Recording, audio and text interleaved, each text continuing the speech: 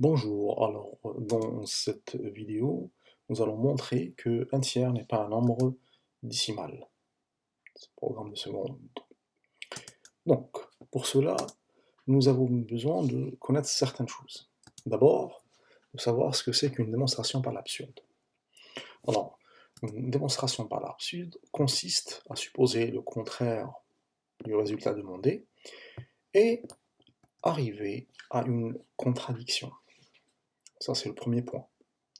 Le deuxième point, le critère divisé par 3. Un nombre est divisible par 3 si la somme des chiffres qui le composent est un multiple de 3.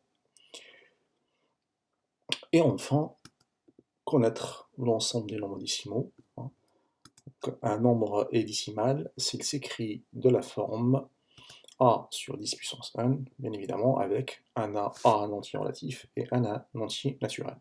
Donc nous avons besoin de ces 3 points pour répondre à la question suivante: démontrer que 1 tiers n'est pas un nombre décimal.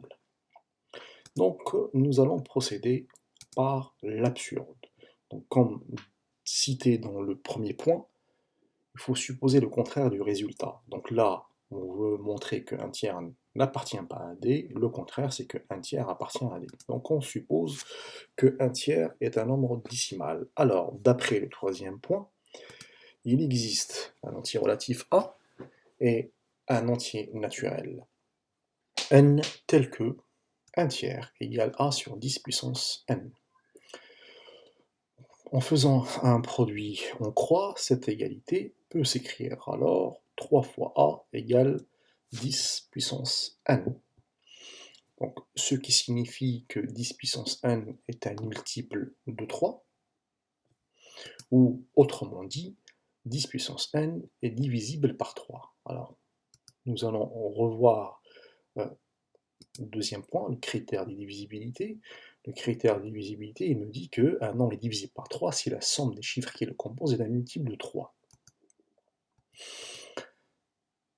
Bon, là on arrive à une contradiction, ce qui est absurde.